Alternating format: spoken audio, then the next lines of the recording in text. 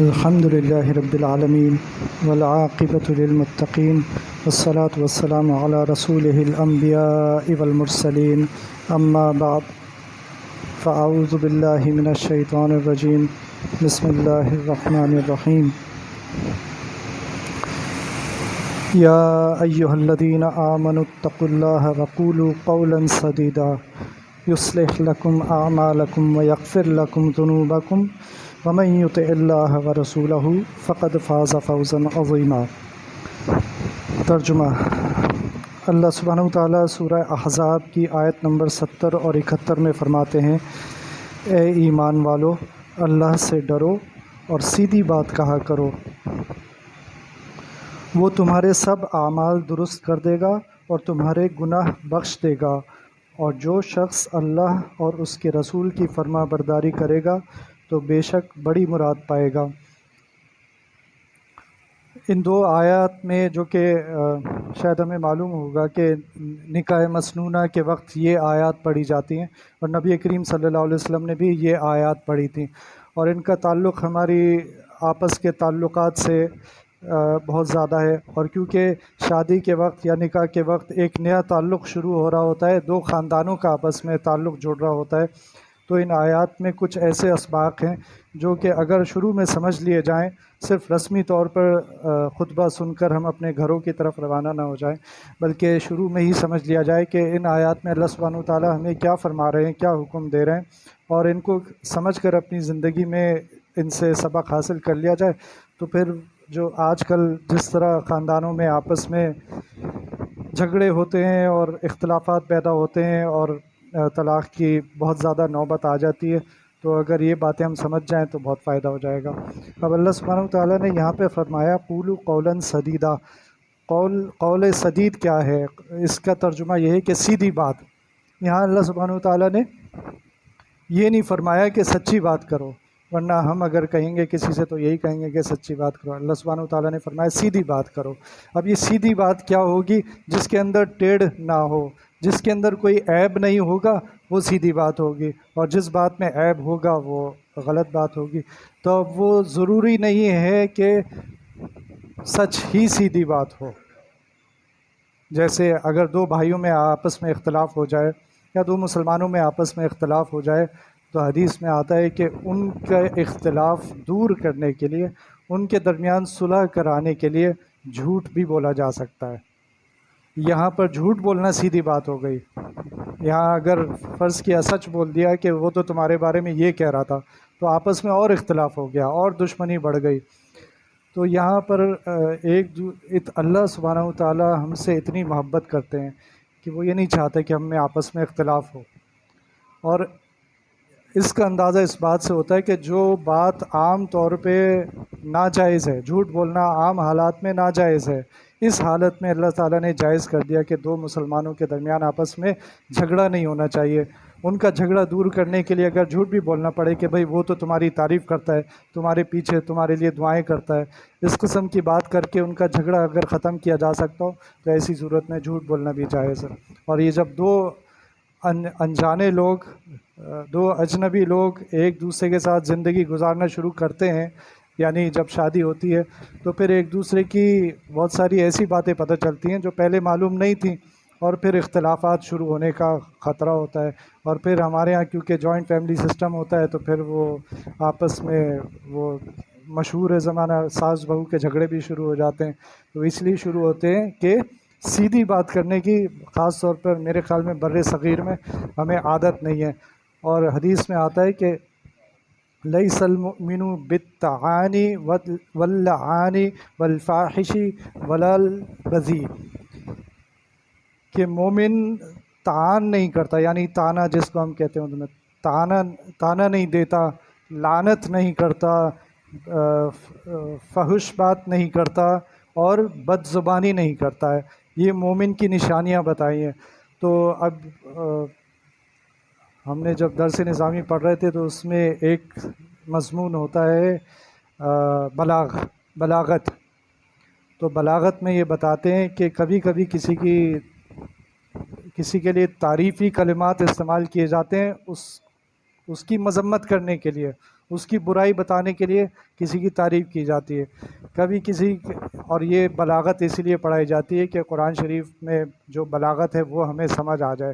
جیسے میں نے آپ کو مثال دی، اللہ سبحانہ وتعالیٰ نے یہاں سیدھی بات کہنے کا حکم دیا، یہ نہیں فرمایا کہ سچی بات کرو، تو سیدھی بات وہی ہوتی ہے جس میں عیب نہ ہو۔ یہ بلاغت کی نشانی ہے کہ اللہ تعالیٰ نے ایسا لفظ ہمیں دیا قرآن شریف میں کہ ہمیں بالکل سمجھ آ جائے کہ کیا فرما رہے ہیں نبی اللہ سبحانہ وتعالیٰ۔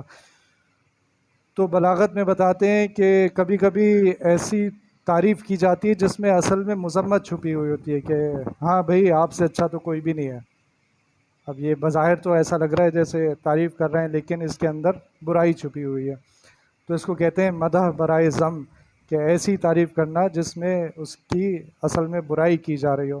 اسی طرح کبھی کسی کے ساتھ عزت سے پیش آتے ہیں، تو جیسے ساس اپنی بہو کے بارے میں کہتے کہ بیگم صاحبہ کے لیے نیا جوڑا آیا ہے، تو اب الفاظ تو ایسے ہیں جس میں عزت دی جا رہی ہے، لیکن اگر اس نے سن لیا بہو نے تو اس کو برا لگ جائے گا کہ یہ کس طرح کی بات کی جا رہی ہے۔ تو اس طرح ہمارے بر صغیر میں اس طرح کی باتیں بہت کی جاتی ہیں جس کی وجہ سے دلوں میں خرابی پیدا ہوتی ہے، آہستہ آہستہ دوری شروع ہو جاتی ہے۔ اور پھر تو سمجھنے کی بات یہ کہ ہر انسان کو پتہ ہے کہ وہ جب بات کر رہا ہے تو وہ سیدھی بات کب کر رہا ہے اور غلط بات کب کر رہا ہے۔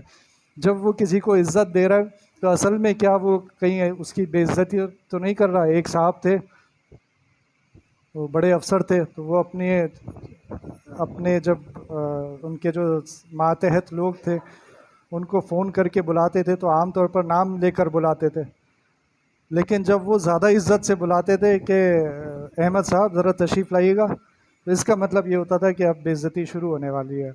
تو پھر جو بھی ہوتا تھا وہ بیچارہ پریشان ہو جاتا تھا کہ اب میں اندر کمرے میں جاؤں گا تو میری بے عزتی ہوگی۔ تو اب کیا کر رہے ہیں، وہ عزت سے بلا رہے ہیں لیکن اصل مقصد ان کا کچھ اور ہے۔ تو دل کو پتہ ہے، جو بلانے والا ہے اس کے دل کو پتہ ہے کہ میں اس وقت جو بات کر رہا ہوں اس کا مقصد کیا ہے، کیا یہ سیدھی بات ہے یا اس بات میں عیب چھپا ہوا ہے۔ تو یہ جو اللہ سبحانہ وتعالیٰ نے اس آیت میں عجیب بات فرمائی ہے کہ تمہارے سارے اعمال درست ہو جائیں گے، یصلح لکم اعمالکم، تمہارے سارے اعمال درست ہو جائیں گے۔ کس وجہ سے؟ اگر تم سیدھی بات کرو گے۔ تو یہ زبان اعمال کی جو ہے نا جڑ ہے، ہمارے اکثر اعمال ہماری زبان سے ہی سرزد ہو رہے ہوتے ہیں۔ تو اگر ہم زبان کا صحیح استعمال شروع کر دیں، زبان کا صحیح استعمال یہ ہے کہ اس سے نیکی کے کام کیے جائیں، اس سے قرآن شریف کی تلاوت کی جائے، اس سے سچ بولا جائے، اس سے حق بات کی جائے، جھوٹ نہ بولا جائے۔ لیکن جہاں سچ بولنا نقصان دہ ہو وہاں سچ، جیسے جنگ کے دوران دشمن کے خلاف جھوٹ بولنا، جہاں جھوٹ بولنا ضروری ہے وہاں جھوٹ ہی بولا جائے گا، وہاں سچ نہیں بولا جائے گا۔ وہاں جہاں دشمن کو دھوکہ دینا ضروری ہے وہاں دھوکہ دیا جائے گا اسی زبان سے، اور پھر سیدھی بات وہی دھوکہ دینا ہو جائے گا، وہی جھوٹ بولنا سیدھی بات ہو جائے گی۔ تو یہ ہمیں اس کی ضرورت ہے۔ پھر یہ ہوتا ہے ہم یہ سب کیوں کرتے ہیں، مسلمان کو طعنے دینا، مسلمان کی بے عزتی کرنا۔ بہت دفعہ ایسا ہوتا ہے کہ ہم کسی دوسرے مسلمان کی زندگی میں دخل اندازی کر رہے ہوتے ہیں جس کا اللہ سبحانہ وتعالیٰ نے ہمیں حق نہیں دیا، لیکن ہم بر صغیر میں اپنا حق سمجھ لیتے ہیں کہ یہ فلاں نے یہ کیوں کیا اور فلاں نے یہ کیوں کیا، حالانکہ وہ آپ کا کوئی حق نہیں مار رہا۔ اپنی زندگی میں ہو سکتا ہے وہ کوئی غلط فیصلہ کر رہا ہو، لیکن اللہ تعالیٰ نے اس کو اس غلط فیصلے کا بھی حق دیا ہے، صحیح فیصلے کا بھی حق دیا ہے۔ جو بظاہر اس کو صحیح لگ رہا تھا لیکن اس کا غلط فیصلہ تھا، اب اس نے وہ فیصلہ کر لیا، ہم اس کی زندگی میں دخل اندازی شروع کر دیں گے، پھر اس حد سے آگے نکلیں گے جو حد اللہ تعالیٰ نے مقرر کی ہے۔ اور حد سے آگے کس طرح نکلیں گے، اس کی غیبت شروع کر دی، اس کی بے عزتی شروع کر دی، دوسروں کے سامنے بھی اور اس کے سامنے بھی۔ اور مسلمان کی عزت کتنی اللہ تعالیٰ کے نزدیک، حدیث میں تو یہ آتا ہے کہ کعبے سے زیادہ مسلمان کی عزت کی بات کی گئی ہے۔ تو لیکن ہم کعبے کی عزت زیادہ کرتے ہیں اور مسلمان کی عزت ہم نہیں کرتے۔ حدیث میں آتا ہے من صمتا نجا، جو خاموش رہا وہ نجات پا گیا۔ تو ہمارے لیے خاموش رہنا مشکل ہو گیا ہے اور اپنی زبان کا غلط استعمال کرنا ہمارے لیے آسان ہو گیا ہے۔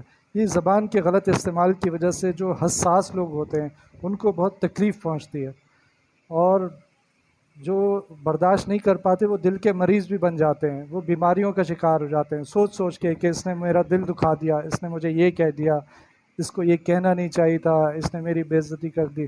اور وہ بیچارے کبھی بلڈ پریشر کے مریض ہو کر اور کبھی ٹینشن کے مریض ہو کر دل، تو ہمیں اپنے بارے میں یہ سوچنا چاہیے کبھی مجھ سے ایسا کوئی کام تو نہیں ہو گیا، ہم سب کو ہی سوچنا چاہیے مجھ سمیت کہ میں نے کسی کو تکلیف پہنچا دی ہو اور وہ بیچارہ اس کی وجہ سے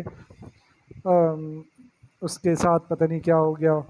تو اگر اپنی اپنی زبانوں کو ہم کنٹرول میں رکھیں۔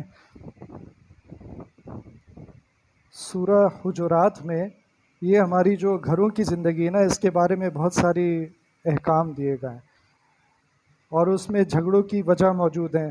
تو اجتنبوا کثیرا من الظن، سورہ حجرات میں فرمایا کہ بدگمانی سے، صرف گمان سے ہوتا ہے کہ بہت سے گمان جو ہوتے ہیں وہ گناہ ہوتے ہیں، ان سے بچو۔ گمان کیا ہوتا ہے؟ فلاں نے یہ کام کیا ہوگا، فلاں نے یہ میرے پیچھے یہ بات کی ہوگی، فلاں نے میرے بارے میں یہ بات کی ہوگی، اس سے فلاں سے، اس طرح کے گمان کر لینا مسلمانوں کے بارے میں، اور پھر ان کے بارے میں دل میں آہستہ آہستہ بغض، کینہ، نفرت پیدا ہونی شروع ہو جاتی ہے۔ اللہ سبحانہ و تعالیٰ نے ان کو منع فرما دیا کہ بعض گمان جو ہیں وہ گناہ ہوتے ہیں، اس لیے بہت زیادہ گمان کرنے سے بچو۔ یہ اللہ سبحانہ و تعالیٰ کا حکم ہے، یہ کوئی مشورہ نہیں ہے، یہ حکم ہے۔ اس لیے ہمیں اپنے تمام گمانوں کے بارے میں سوچنا چاہیے، ہم کیا گمان کر رہے ہیں۔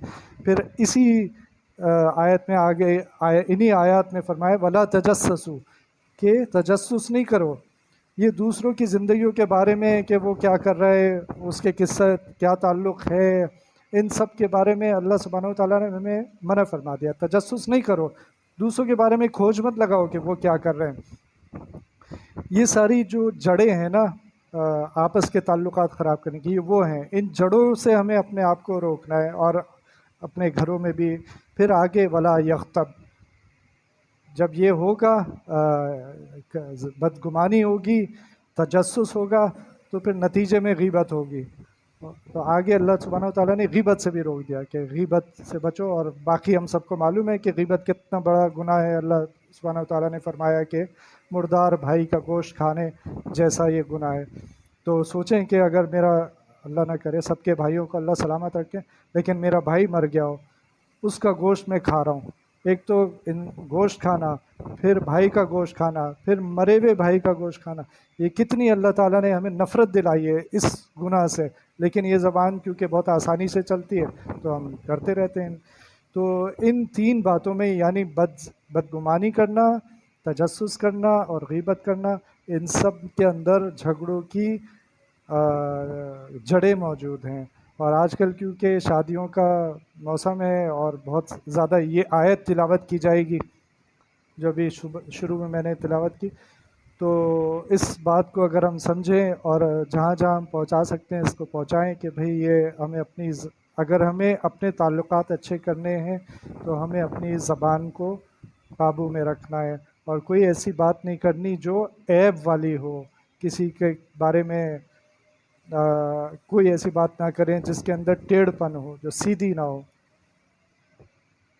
پھر ہم یہ بھی سوچیں کہ جو بات میں کر رہا ہوں اس میں میرا کوئی فائدہ ہے یا کسی اور کا کوئی فائدہ ہے۔ تو جو بھی بات زبان سے نکلنے والی ہو اس کے بارے میں یہ سوچ لیا جائے کہ یہ میں کہیں اس سے کوئی نقصان تو نہیں ہو جائے گا، کسی کا دل تو خراب نہیں ہو جائے گا، کسی دو بھائیوں کا یا آپس میں بہنوں کا دل تو خراب نہیں ہو جائے گا۔ پھر یہ کہ کیا جو بات میں کرنے والا ہوں وہ اللہ تعالیٰ کو پسند ہے یا اللہ تعالیٰ کو ناپسند ہوگی۔ یہ ان سے یہ سوال اپنے آپ سے جب کریں گے تو ہمیں خود ہی جواب مل جائے گا کہ جو بات میں کر رہا ہوں وہ کرنی چاہیے یا نہیں کرنی چاہیے، یا اپنی زبان کو بند رکھوں کہ میں جو بات کر رہا ہوں کہیں اللہ تعالیٰ اس سے ناراض تو نہیں ہو جائیں گے۔ اور چوتھی بات یہ کہ یہ جو بات ہے یہ اس لا یعنی تو نہیں ہے، یعنی بے فائدہ تو نہیں ہے۔ تو حدیث میں آتا ہے من حسن الاسلام المرء ترکہ ما لا یعنی، کہ اسلام کا حسن اس میں ہے، یا وہ بندہ اسلام کا حسن حاصل کر لے گا جو اس بات کو چھوڑ دے جو بے فائدہ ہو۔ تو بے فائدہ بات زبان سے بھی ہو سکتی ہے، ہاتھ سے بھی ہو سکتی ہے، کان سے بھی ہو سکتی ہے، آنکھوں سے بھی ہو سکتی ہے، ہمارے جسم کے کسی بھی عضو سے بے فائدہ بات ہو سکتی، جس بات میں بھی کوئی فائدہ نہ ہو. ہم کوئی ایسا ویڈیو گیم کھیل رہے ہیں جو بے فائدہ ہے بلکہ اس میں نقصان بھی ہوتا ہے اکثر ویڈیو گیمز میں. تو ہر ایسی بات جو زبان سے نکلے لیکن اس کا کوئی فائدہ نہ ہو تو پھر وہ اس میں شامل ہو جائے گی. تو حسن، اسلام کا حسن اس میں ہے. انسان اگر حسن حاصل کرنا چاہتا ہے اپنے اسلام میں تو پھر وہ اس بات کو بھی چھوڑ دے جس کا کوئی فائدہ نہیں ہے. ہو سکتا ہے اس کا کوئی نقصان بھی نہ ہو لیکن اس میں کوئی فائدہ نہیں ہے تو پھر اس کو چھوڑ دیا جائے. اللہ تعالیٰ مجھے بھی اور ہم سب کو ان باتوں پر عمل کرنے کی توفیق عطا فرمائے. ربنا تقبل منا انك انت السميع العليم وتب علينا انك انت التواب الرحيم. ربنا آتنا في الدنيا حسنة وفي الآخرة حسنة وقنا عذاب النار. ربنا ظلمنا أنفسنا وإن لم تغفر لنا وترحمنا لنكونن من الخاسرين. ربنا لا تزغ قلوبنا بعد إذ هديتنا وهب لنا من لدنك رحمة إنك أنت الوهاب. الہ العالمین، اہل فلسطین کی مدد فرمائیے. یا اللہ آپ ان کے لیے کافی ہو جائیے. یا اللہ ان کی مشکلات کو آسانی سے بدل دیجیے. یا اللہ ان کا ملک آزاد کر دیجیے، ان کی ضرورتیں پوری کر دیجیے. یا اللہ جو قابض ہیں یا اللہ ان کو تباہ و برباد کر دیجیے. اللہم انا نجعلک فی نحورہم ونعوذ بک من شرورہم. اللہم اعز الاسلام والمسلمین. اللہم اعز الاسلام والمسلمین. وصلی اللہ تعالی علی خیر خلقہ محمد وعلی آلہ واصحابہ اجمعین. آمین برحمتک یا ارحم.